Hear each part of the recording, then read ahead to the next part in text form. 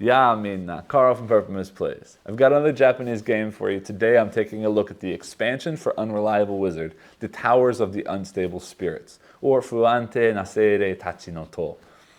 This one is right now getting an English and Spanish language release from Salt and Pepper Games on GameFound currently, so I wanted to get this video up so you could get a chance to see how the expansion plays. No disclaimer necessary on this one, as I did pick both of these up from Japan myself. With that said, let's head down to the table to see how the solo mode, or the only mode, for this one plays, and then I'll meet you back up top to let you know what I think. To set up a game of Unreliable Wizard with the Towers of the Unstable Spirit Kings expansion, begin first by taking the two map cards, placing them together, and placing that out onto the table. Next, from the base game, we're going to take the ability cards, first removing the three basic spell components from those cards, shuffling the rest of them. From those shuffled cards, we will place two more into our hand, like that. And the rest of these will be placed in the 5 locations that are connected here with a white line to the towers on the map, leaving the remaining 3 cards off to the side. Next, in each of those 5 locations, we do need to seed them with the sort of evil demon creatures that have been created by the sort of dismantled spirits. And we'll start first by laying out the top half of the creature, giving these a shuffle. There are 6 of them, and 5 of them will get placed out on top of these 5 ability cards. Leaving one of them off to the side, it will not get played with in this playthrough. And then doing the same thing with the bottom half cards, giving those a shuffle and placing one of each of those on top of the previously placed cards, with one off to the side as well. And then finally, to finish preparation for these evil beings, there are these parts cards. And you'll see that the parts cards are actually double-sided, so I'm going to give them a shuffle, and as we shuffle them, I will rotate some of them and shuffle some more to sort of randomize which side of each card comes up during play as well. And I'll just set those off down here for use later during gameplay. And then finally, just like we did with the regular enemies, we will also be placing out the boss at the top, placing out their top card and their bottom card as well. The only other thing we need to do to set up the world is that this expansion also offers us the ability, as you can see here on the map, here and here, to pick up a white robe and a white staff, or a black robe and a black staff. So those cards that are white robe and staff, and on the other side, black robe and staff, will just get set over here for use later if we pick up any of those items. Then to finish setup, we have to set up our own player area. So I'm going to set our cards off to the side here. We need to set up our, actually, you know what? Let me stick those over here, because I'm going to use this area to keep track of my health and the new resource in this version of the game, which is crystals. So I want to place that card right in here. And we will be tracking crystals. You'll see here, this one is marked with a blue 5. Maybe you'll see. If I get a little closer, you can see we start with 5 crystals and 30 life points. So I will use this new crystal card, and I'll explain what this does in just a second, but I will use this card to mark this here as a 5. And then from the base game, we need the old Grimoire 1 card that shows all the different base spells to mark our 30 hit points or 30 life points, just like that. And then the last thing we need to do is set up the area for our battles.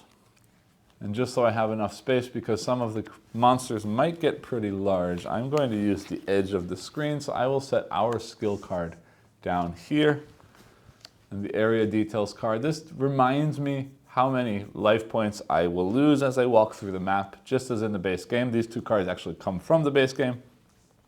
And we'll use this area to take care of our battles. And just like that, we're all set up for gameplay. Now, as this is still the base game with an expansion in it, for the most part, this game will play out just like the original game with some changes. I'm not going to explain how the base game plays because I've already done a video for that. So I will put a link up above. You can go over there and watch the base game first if you haven't learned the base game rules yet. But with that said, I'm simply just going to explain the differences in this expansion, and then we'll go ahead and get into gameplay. Now, the first new thing you've already seen, and I will explain, is this crystal card. And I'm not going to explain what it shows here at the bottom because this is regarding the final boss fight that we will do later on in play. So I'll talk about that when we get there. But for right now, these crystals are a new resource, and we're starting with 5 of them. And crystals are going to be spent in 2 different ways. If I have 12 crystals, I can spend 12 crystals to take one of the 3 ability cards that I set off to the side at the beginning of the game. And I can also spend crystals at a cost of 3 crystals to increase my life points by 1. So I can heal by using 3 crystals for each 1 point of life that I add. And those crystals are basically going to be picked up by fighting the bad guys, but you'll see on the map there are some locations that will also allow me to pick up crystals along the way. Next, I briefly mentioned it in setup, but there are also these sort of mystical items that I can pick up along the way. We've got a black staff and a black robe, and we've also got a white staff and a white robe. And again, these can be picked up on the map, but some of them we may actually find when fighting enemies as well. These sort of work just like the hero cards that we pick up as sort of our friends along the way in our travel, in that they're going to give us some kind of boost, they're all boosts, sorry. They're all going to give us some kind of boost, or in this case, no boost, to our 3 different magic attacks. But they will also give us some kind of special ability, just like the heroes do. This white robe will give me an additional 2 hit points healing, basically, at the beginning of every battle turn. So every battle, while we're playing, at the start of every turn in battle, I will increase my life points by 2. So it's sort of a constant healing effect. The white staff says that once per battle, I can redraw my magic cards 1 time. So it's basically a mulligan if I draw a bad hand of magic cards and don't do any damage and I want to do it again, I can use the white staff to do so. The black staff increases my blue magic twice, but what this is basically a 1 use. I can discard or exchange this black staff to increase my life points by 10. And finally, the black robe says that every turn my life points actually decrease by 1, but it gives me 1 of each magic attack, which is pretty strong. So it's sort of cursed in some way that it's hurting me, but helping my attack values quite a bit. And again, those will be things that I can pick up on the map or potentially even in battle against particular demon enemies.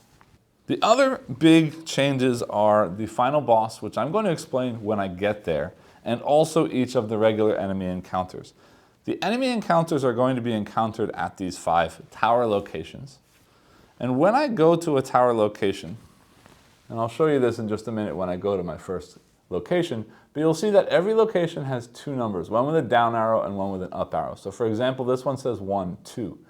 That means when I attack the enemy at that location, in addition to the sort of bottom and top half that I have here, I will also be adding a number of monster body parts to that monster that is at least the low number and up to the high number. So in this case, I could have 1 or 2 body parts on that monster, or in this case 3 or 4, or in this case 2, 3, or 4, and I get to choose how many that is.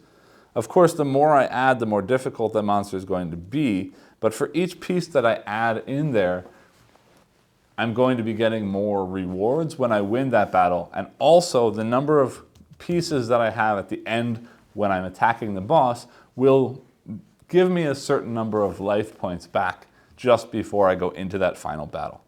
So again, I will explain exactly what that means again when I do go into that final battle, but for right now, let's go ahead into gameplay, and anything else you need to see should sort of show up as I'm getting into gameplay. One thing I did forget though is that the wizard himself needs to start right there in the bottom left corner. All right, so I am going to try and start with the easiest tower right there. And to do that, I'm going to walk through these 2 sort of plains areas, losing 1 life point for each. So that's going to go down twice, and now I'm fighting my first battle. So to do that, we're going to start by first placing out this bottom half card or lower half card of the enemy. Now, I think this is a misprint in my copy of the game, because in the Cardboard East version of the game, or video of this game, when he turned the card over, it was in the right configuration, but mine's actually upside down. You'll see that the darker side is actually the boss that we're fighting against, and this will come into play later on when we fight in the final battle. So I'm going to line that up with that skill card, like that. And then, because I'm on this tower that says 1, 2, I can choose to either place 1 or 2 of these piece cards on. So right now, I don't have any boosts. I don't sort of have any hero accomplices on my journey. So I can't go too crazy, but let's place 1 out and see what happens. So we're going to turn that over, and we're going to add that to the boss. So right now, looks like green is bad, but both red and blue are not looking so horrible. And I have red and blue, both top and bottom. So I'm strong in red and blue and not so strong in green. So right now, I don't mind adding 1 more. So I am going to add the second card to this monster, which again makes green stronger and blue a little bit stronger. And that's the max of number of pieces that I can put on there. So that means next we're going to then place the top of the monster on there, which has the life tracker just like the base game. And the cool thing here now is not only does this show, the attack value of the monster, it also gives the monster a unique name, because each piece of that sort of enemy has another character printed on it. So now we are fighting against Kutanaru. And that top was rough, because now red has 3, green has 4, and blue has 1. So I really want to hit them with blue. Yes. So going into battle against them, selecting cards. Blue's the only thing that's going to do any good for me. Green can't hit. Red could hit if I pulled 2 reds, but then it only hits for 1. If I pull 2 blues, that's 4 attack. That will hit for 3. So I want to take both blue cards, and then it really doesn't matter what else I take, because none of the other combinations do anything, and a top green or a top red won't help. So I'm going to take the 2 blues and the bottom red and give it a shuffle. If I pull the top blue at all, I will do 1 damage. And if I manage to pull both blues, I'll do 3 damage. So let's keep crossing our fingers that we get lots of blue. There's a top blue. And there's a bottom red. Why did I take bottom? Anyway, it doesn't matter, because top red wouldn't do anything. Anyway, so top blue, bottom red means 1 damage I hit. I also have to remember to subtract the 2 damage for casting 2 cards. And then, because of where we are, they're going to hit me back for 4. 1, 2, 3, and 4, like that. All right, so I see a problem, because if I hit with both blues next time, it's going down 3, and they're going to hit me back for 9. So I really don't want that to happen this time. So I'm actually going to take all 3 tops, blue, green, and red. Again, green and red won't help me, but I'm going to draw 2 cards and really hope that at least one of them is that blue. Because if it is, we'll do a damage. And then the next time we can do a 3 damage and avoid that 9 is what I'm hoping for. But let's see what we got. Yep, there's a blue, there's a top red. I do 1 damage. I lose 2 for that cast, and then again 4 damage from him. Which, ouch, is hurting pretty badly.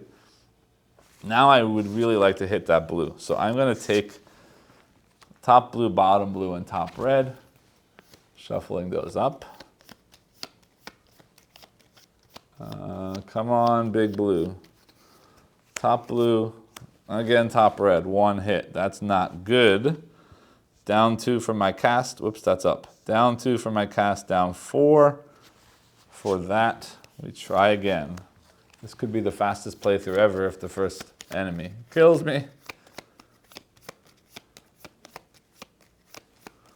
All right, yeah, top red, bottom blue, that's a nothing. I lose 2, and 1, 2, 3, 4 again. Yeah, we might have to mulligan this, but we'll see what happens. One more time.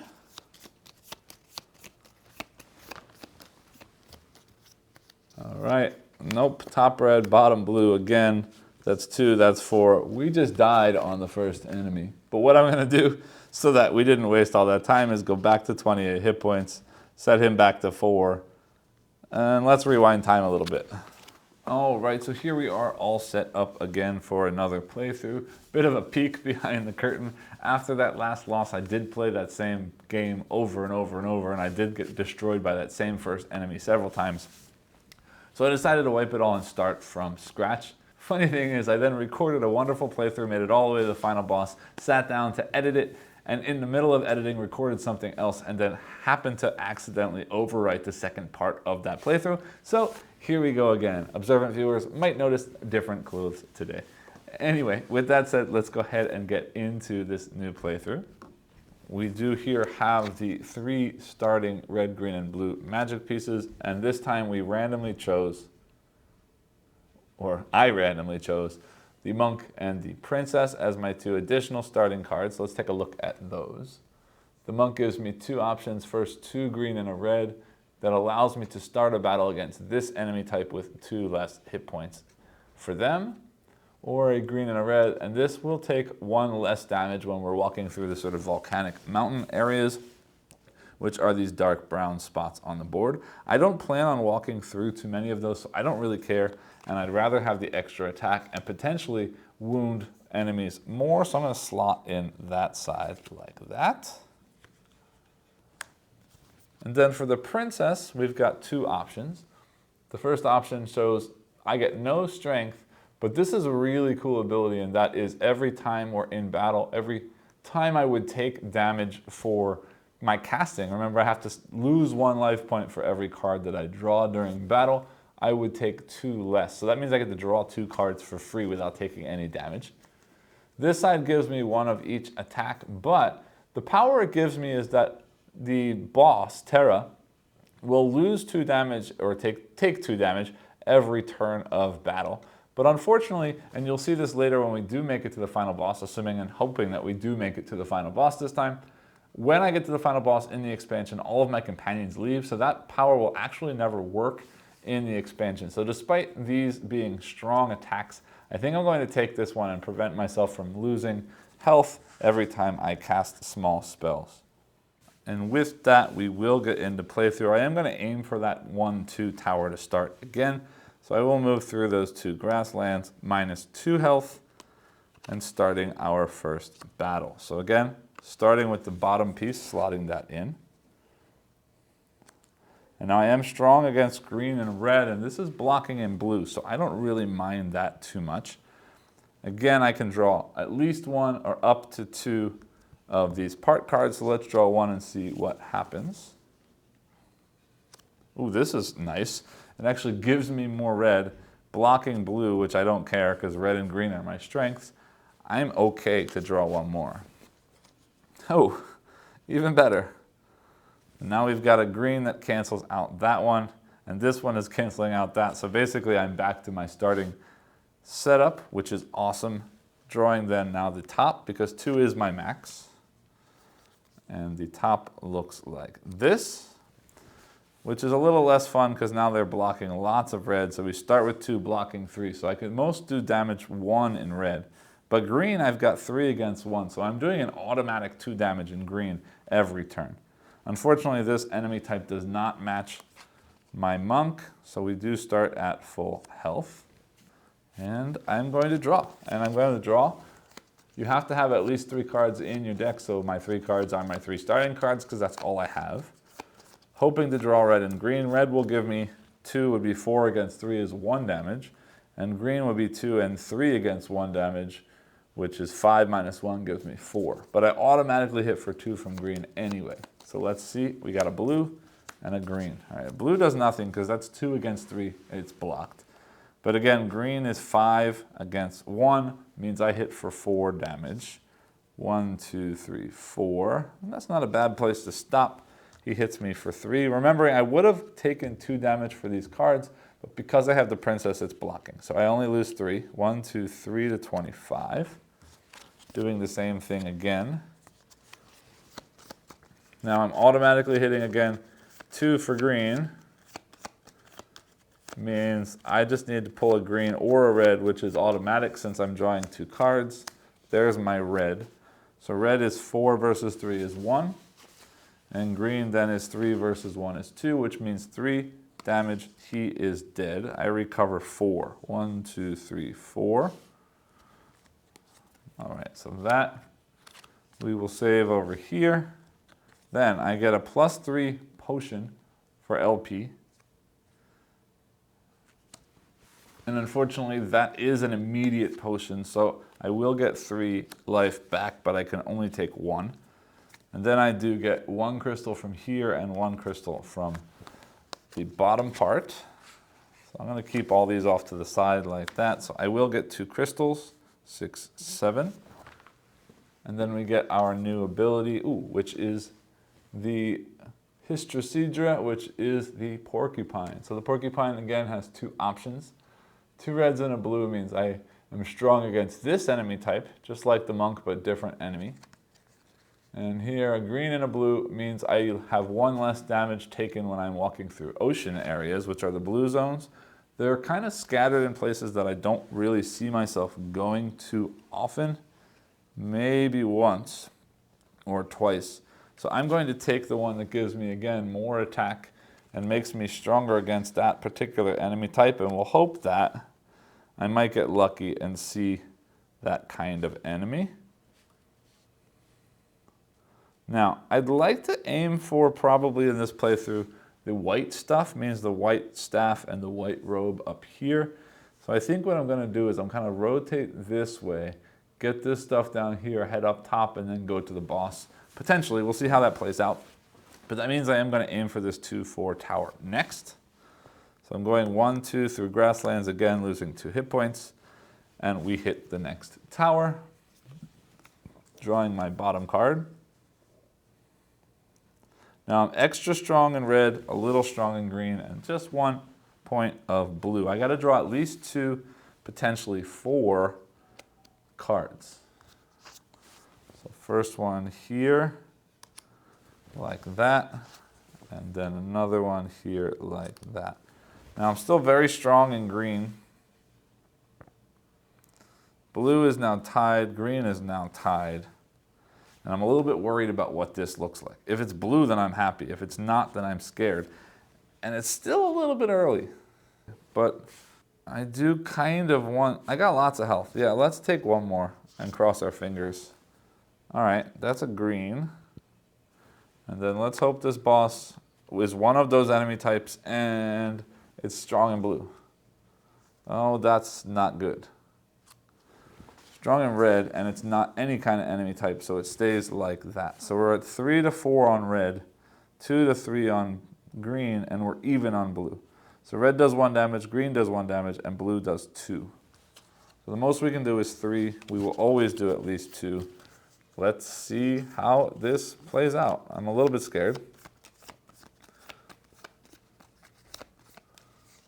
All right, red and green means 2 plus 3 is 5 against 4 is 1. 2 plus 2 is 4 against 3 is 1. So we do 2 damage. 1, 2. And I take 4 from the enemy. 1, 2, 3, 4, like that. Oops. Going into the next battle. Wish me luck. Come on, blue, because if I get a 2, it's going to do 9 damage. If I get a 3, it's only going to do 2 damage. So let's cross our fingers.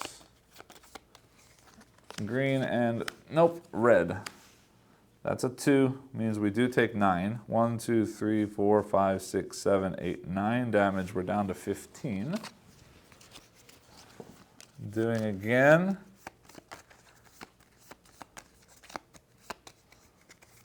Blue, yay, and green. That means blue is this time 2 plus 1 is 3 minus 1 is 2. So we're doing 3 damage total, 1, 2, 3. And this time they're only hitting me for 2. All right, so I am going to survive, but not in the best of shape. All right, then. Red, blue, green, we shuffle up again. If I can get a blue, we win. If I get a No blue, then we're gonna need one more round and get hit for 9. Come on, blue. Please, blue. Yes. All right. It's dead. I get 4 hit points back. 1, 2, 3, 4. 17 is not bad. Then we get 1 crystal. Ooh, I get the white staff already. That's wonderful. And 2 more crystals and 1 more crystal. So I've got 1, 2, 3, 4 crystals and the white staff. That's cool. 1, 2, 3, 4. I'm up to 11 crystals. And now the white staff is going to get me another red and another green attack. And also once per battle, I can redraw my cards. So I get 1 free mulligan per every battle. Let's slot that. Actually, I'm going to slot that in at the bottom because as I mentioned before, and I will talk about this again when we get to the final tower, in the final tower, I need to go in alone, but I do get to bring my staff and my robe. So I'm going to slot that at the bottom just so that I can hold on to it when we get there. And we'll put those in like that. And then my new ability is the bottom green, which isn't bad. We're strong in green. Bottom green means I can now cast level 2 green spells. Cool. All right, well, I was aiming for the staff. Maybe I'm not anymore. I'd like to get those crystals. Yeah, okay. So I'm going to lose 3 health going there to get 3 crystals. 1, 2, 3. 1, 2, 3, down to 14. Then, if I go -1, -3, +5, that means +1, back to 15. And then I'm going to go sneaky way. To this tower, there's nothing there anymore. I beat it already. Down here is -2, but I get a crystal, 2 crystals. 1, 2. Oops, that's the wrong way. 1, 2. I'm up to 16. And then -2 + 6 is another +4. But I can't remember if I took that -2, so I might have just cheated now, but we're going to do +4. 1, 2, 3, 4, like that, back to 17. And then -2 and up to this enemy. So -2 puts me back at 15. And we go to our next battle. Let's see what we can do this time. I'm out of space. Let me slide that over a little bit. I think I may have just lost a crystal in that step. And yes, checking my cards and things, I was at 16. So that's back at 16. This is a 3-4 tower. Means I need to place at least 3 cards out. Let's see what happens. 1, 2, 3, and I realized I never named the last 2 bosses, or last 2 enemies. We are now fighting against, well, we don't know yet because I might add more, but geez, that's strong. I am stopping there, or I am in big trouble. Top comes out like this. Green is useless. Blue is useless. Right? 1, 2, 3, 4, 5, 6, 7 green. And I've got 3. Even a level 2 spell is useless. Blue is useless, because even if I draw 2, that's 3, and 3 is nothing. Red, I've got 4 against 3, means I'm always hitting for 1. I will likely hit for 3 if I can draw red every time. And we get lucky. This is the same symbol as the monk, so they're starting with 2 less hit points, like that. Doesn't matter why it takes so long as I have red, so I will just take the 3 tops. Shuffling that up.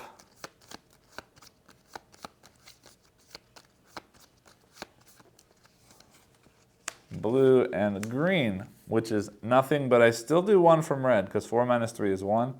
So I will hit for 1, and I will lose 3 hit points. Let's try that again.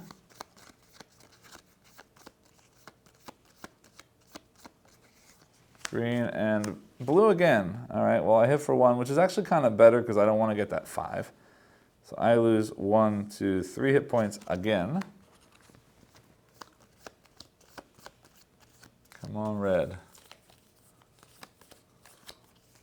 Yes, red and blue.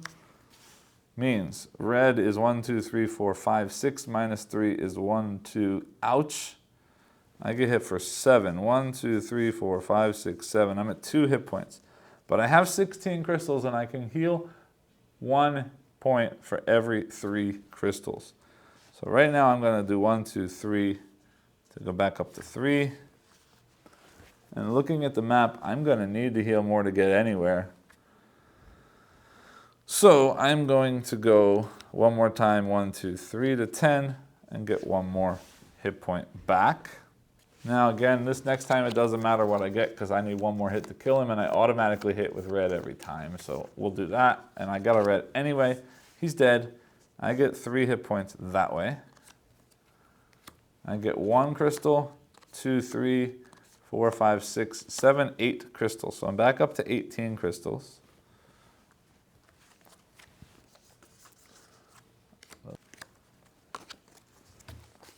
All right, and we get, ooh, Grimoire 2 is great, except I don't have any of the pieces to cast anything because I don't have any grays and I only have 1 bottom. So this is useless for now, but I'll just set it down here for now and I'll pull it back out should we get to a point where I can actually make use of it.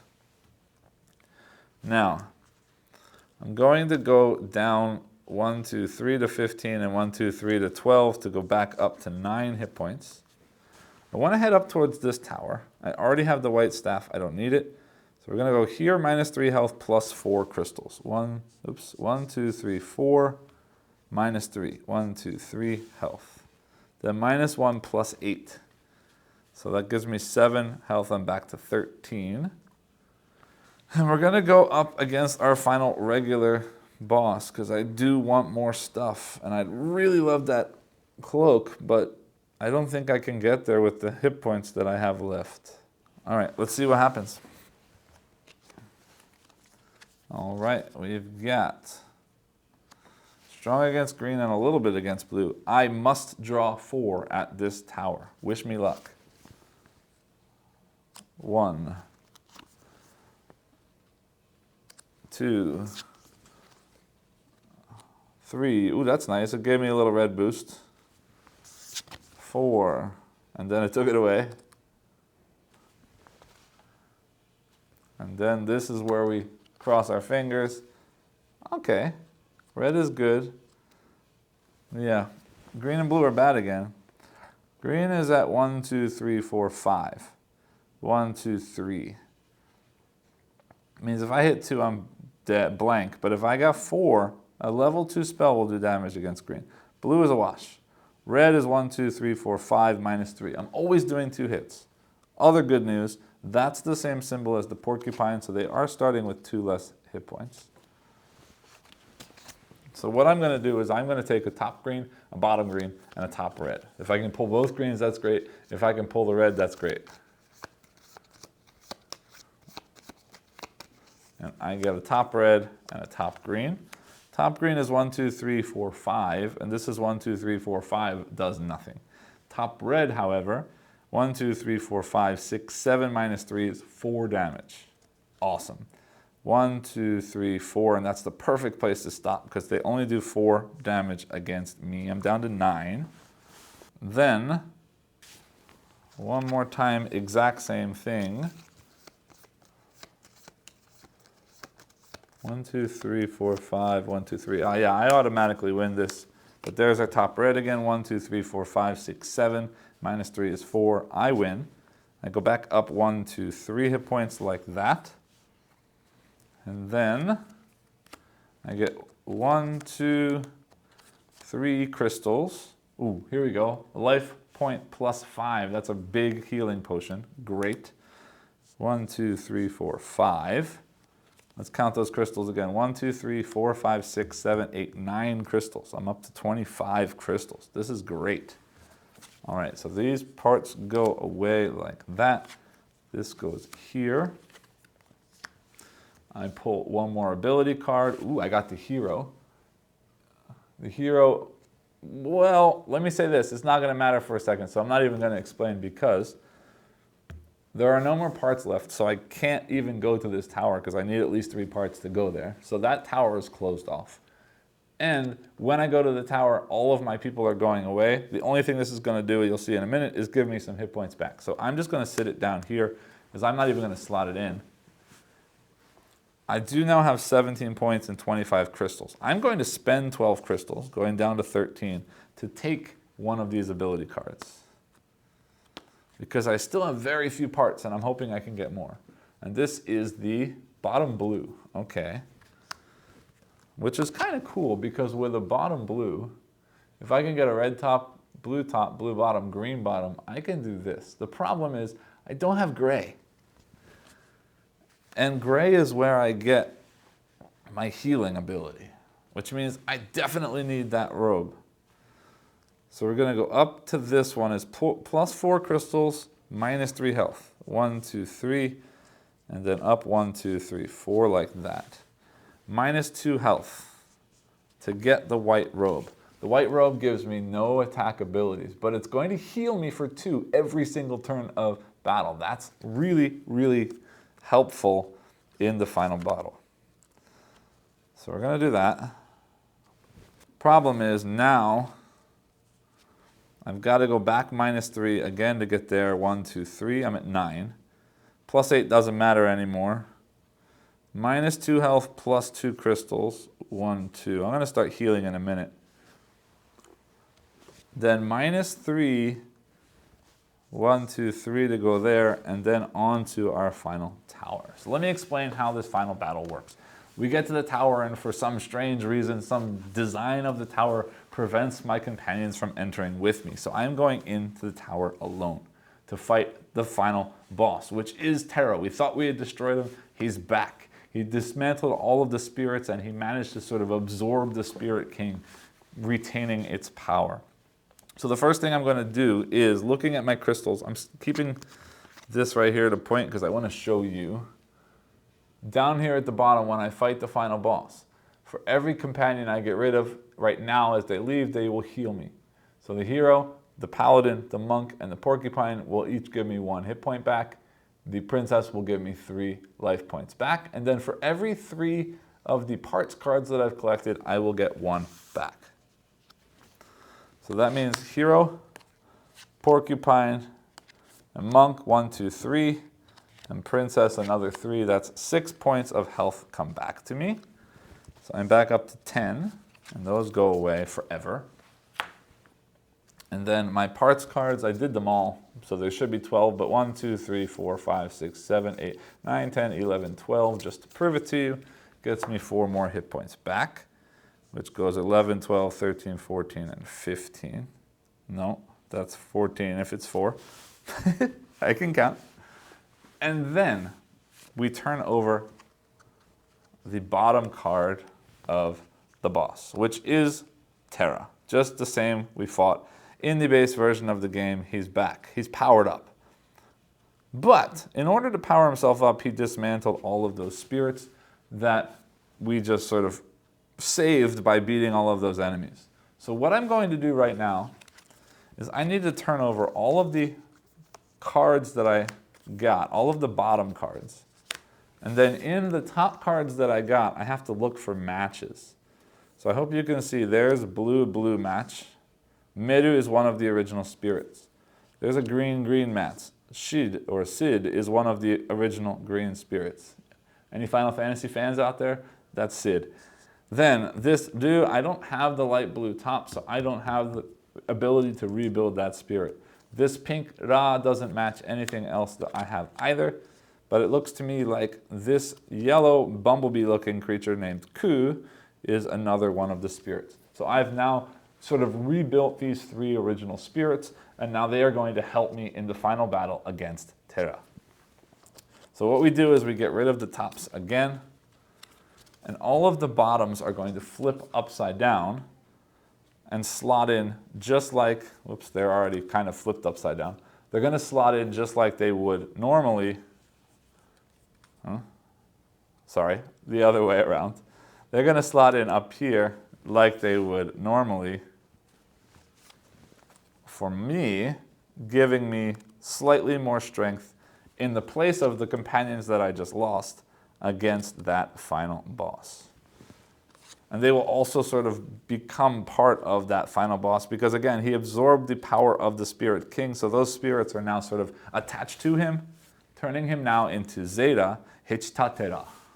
And Zeta Hichtatera looks like we're going to have a little bit of a problem because we've got 2 red, we got 3 green. 2 red, 3 green, and 2 blue. So with a regular blue, we won't hit. With a regular green, red, we won't hit. But with a double green, even a single green will hit for 1, and a double green will hit for 3. The problem here is that 2 things. Number 1, Terra is healing for 2 hit points every turn. So if I can't hit him for more than 2 hit points, I'm not doing any damage. We now have 19 crystals, which I can start using for healing, but also, things aren't looking great. I can also spend 12. I'm going to have to spend 12 as a Hail Mary and hope that this is the gray middle piece. Or at the very least, a bottom red so I can start hitting red and green. And this is... this is a companion that can't come into the tower with me.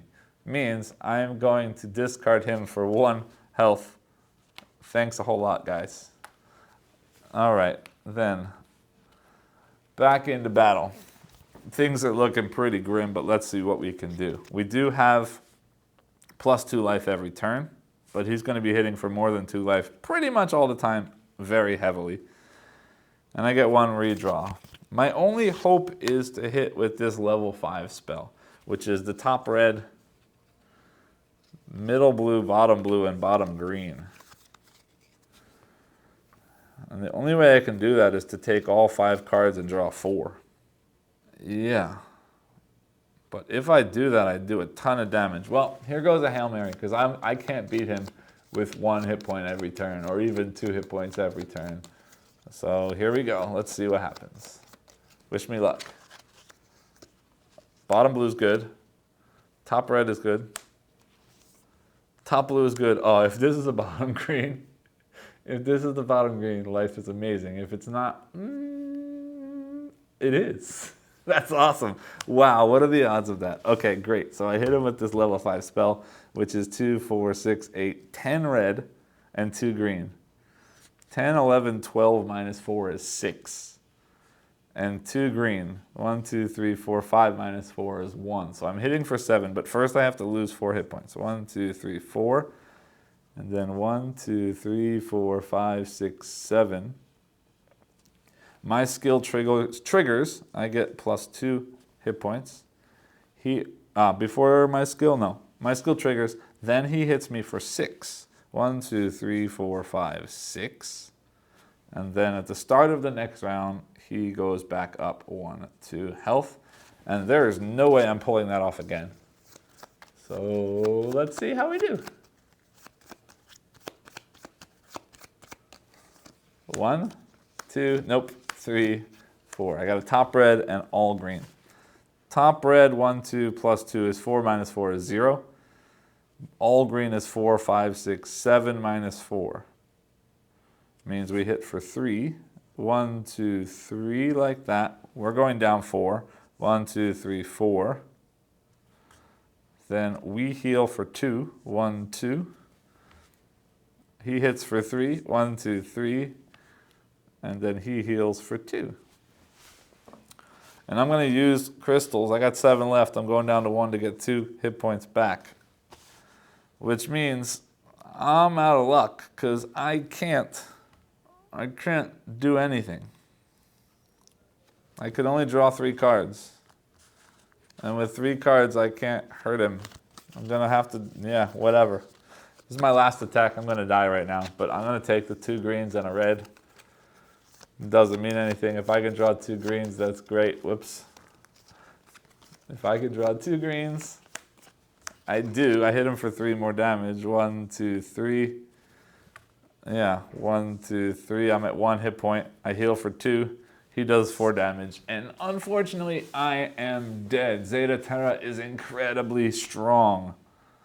And that is the game for me. Now, while I'm down at the table, I like to look at components. Most of the components are the same as the base game, If you haven't seen my original video for the base game, go ahead and go watch that. But the only new things are this map, which is pretty much the same as the original, but sort of updated for this different kind of quest with the 5 different spirit towers and the boss tower.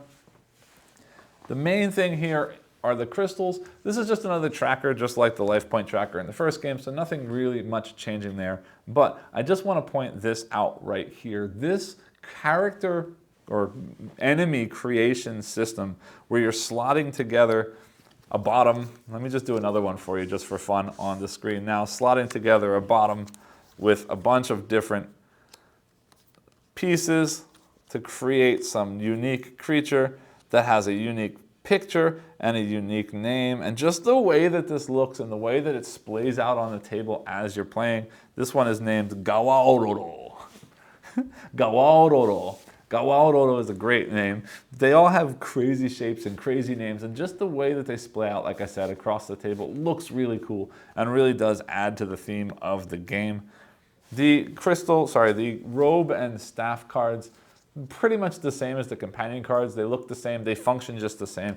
All of the iconography here, just like in the base game, all of the additional stuff, very easy to understand, really great system of tracking and looking. I mean, sliding cards around, you might knock it a little bit, so I can't say that that's the best thing that could have been done, but in such a small package, it really is a nice presentation. Everything looks great, everything feels very thematic with the sort of design of the world of the game. Yes, I love all of the components of this game. Now maybe back up top and I'll let you know what I think about the game and more importantly about the expansion itself. One more thing that I did forget to show you. On the back of this crystal card, and this is important, is this pink version of the card. And this pink version of the card presents an easier version of the game. And had I played this way, I potentially could have won because I was doing fairly well. Because what this does is now, instead of spending 12 crystals to buy an ability card from that stack down here, you can actually spend 8 crystals instead, and 1 point of healing only takes 2 crystals instead of 3. Also, at the end of the game, you get 1 point of health for every piece of the part card that you have at the end. Plus, in addition to getting 1 hit point back for each of the 4 regular companions you've got, the princess will actually stay with you and be useful against the fight against Zeta Terra. So I'm hoping that if I had had the princess in my final battle with that less cost for casting, and I had the ability to buy more of the ability cards and or heal more easily, I could potentially have won this game. Now with that said, meet me back up top and I'll let you know what I think. Welcome back. I hope you enjoyed the playthrough. I do apologize again for that sort of mulligan restart after that really, really bad failure on the first enemy in the game. And I do want to say that that was like 3 or 4 tries against that same enemy that you didn't get to see before I reset everything and started again. Although I'm glad I started again because you did get to see the majority of a gameplay in my second play. But with that said, I'm going to actually start here with my sort of thoughts on the game because this is going to be my one sort of main negative about this game. And that is the expansion for this game adds in quite a bit more randomness to the game. And what that could mean is that this game gets pretty brutal, difficult, depending on how things come out in the gameplay. And there's not much that you can do about that except just push your way through it or just reset and try again like I did this time. And what do I mean by that? Well, the original game is pretty random anyway because every time you're fighting a battle, you're picking some cards, shuffling them, and seeing what comes out from the deck. Now, granted, you're setting up the deck, you're building sort of skills and strength throughout the game, and what you're picking and what you're setting up does have a lot of thought behind it, and there is a lot of planning involved, but ultimately it does come out to a random card pull. In this case now, we're adding in these sort of multi-level spirits that you're fighting, or multi-level demons that you're fighting at these towers. And depending on what kinds of cards come out and when those cards come out, and then also when you get specific ability cards or specific magic piece cards coming out during the game, the sort of difficulty level of each battle is going to change. If I go in with lots of green strength and the monster has no green protection, I'm going to win real easily. And in my second playthrough, you saw lots of those kinds of quick, easy wins just based on the way things got set up. But then at the same time, If you got a lot of green strength and that monster has got 5 defense against green, there's not much you can do against that enemy. So there is a lot of randomness in this game. It is a very, very difficult expansion. I have yet to win the expansion. Now that said, there is that easy mode that I showed you on the other side of the card, and I just haven't bothered to try the easy mode because I'm not really put off by the fact that I haven't won. And I'm not really put off by the fact that this game gets more random with the expansion, because I really enjoy what this expansion is doing, and there's a reason for that.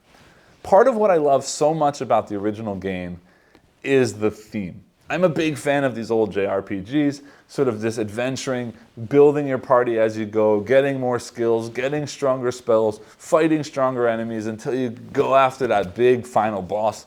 And these JRPGs are grindy. You got to keep playing and playing and playing to get stuff, to build yourself up, so that when you get to that final boss, you can sort of grind your way through, little by little, whacking away at that bad guy, even as he's healing, even as he's smashing you with heavy spells that you're barely healing back strong enough to sort of just push on until you hit him with enough little hits that finally that bad final boss is defeated.